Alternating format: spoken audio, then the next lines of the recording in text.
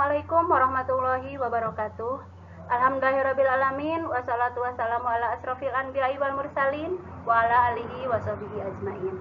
Alhamdulillah, puji syukur marilah kita panjatkan kehadirat Allah Subhanahu wa taala. Kita semua bisa belajar dalam pembelajaran jarak jauh, yaitu dalam pelajaran Pendidikan Agama Islam kelas 9 semester 1 SMP Negeri 2 Darangdan. Adapun materi yang akan kita bahas bersama-sama yaitu tentang iman kepada hari akhir oleh Ibu sendiri, Ibu Rina Supriyati. Adapun tujuan pelajarannya adalah yang pertama, mendeskripsikan pengertian iman kepada hari akhir dengan benar. Yang kedua, menyebutkan macam-macam kiamat dengan benar. Yang ketiga, menjelaskan contoh kejadian kiamat sugro dengan benar.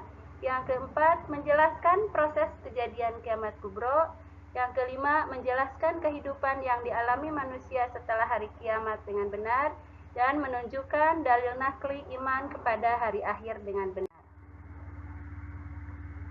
Pengertian iman kepada hari akhir. Ada yang sudah tahu kalian apa yang disebut dengan iman kepada hari akhir?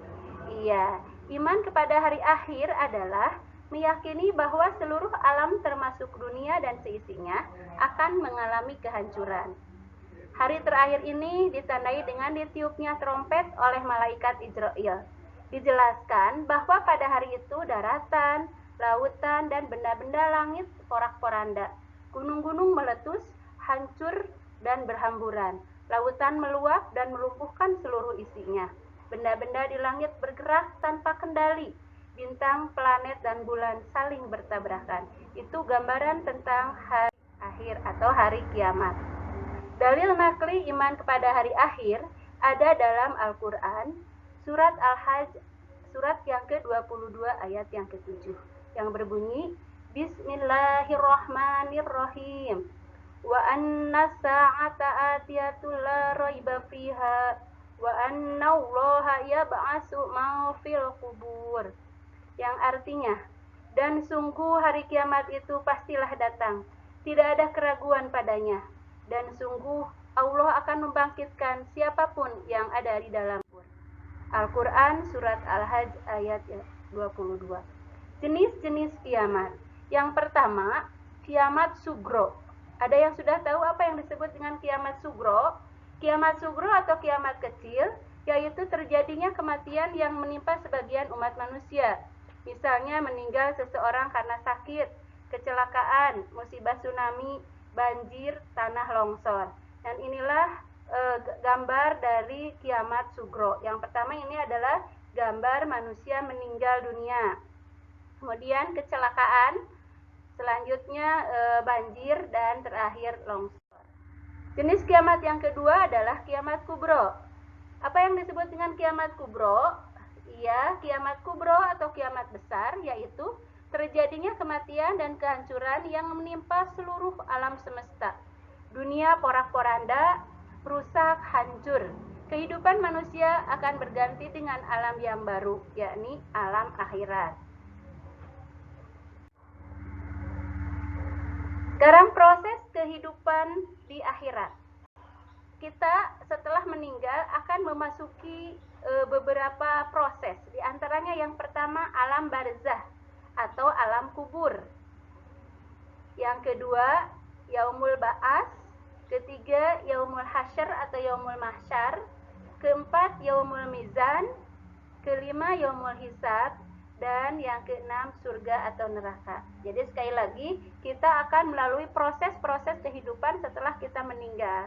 Yang pertama yaitu alam barzah atau alam kubur. Yang kedua dikenal dengan yaumul ba'as atau kebangkitan. Yang ketiga yaumul mahsyar, dikumpulkannya manusia di padang mahsyar.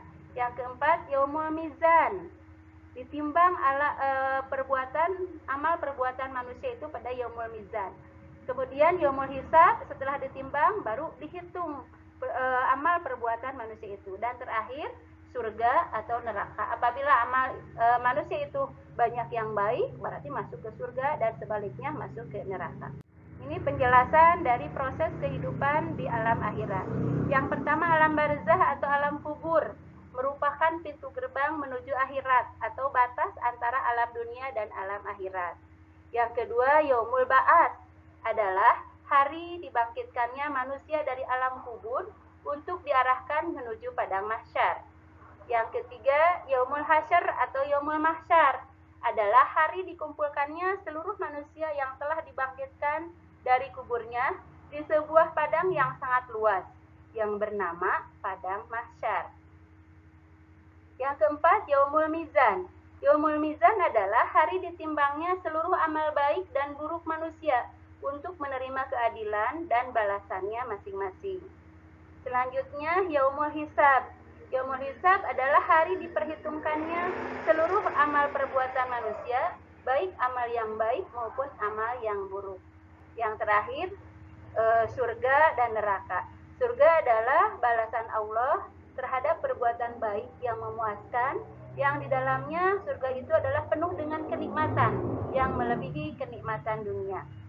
Yang kedua, neraka. Neraka itu adalah balasan Allah terhadap orang yang melakukan perbuatan jelek. Perbuatan sekecil apapun akan menerima balasannya, yakni neraka yang di dalamnya ada api yang sangat panas. Itulah sekilas tentang iman kepada hari akhir. Silahkan tugasnya dikerjakan. Yang pertama, tulis dalil nakli iman kepada hari akhir. Yang kedua, jelaskan 2 contoh kiamat sugro. Yang ketiga, sebutkan tahapan proses kehidupan di akhirat. Terima kasih atas perhatiannya. Cukup sekian. Billahi taufik wal hidayah. Wassalamualaikum warahmatullahi wabarakatuh.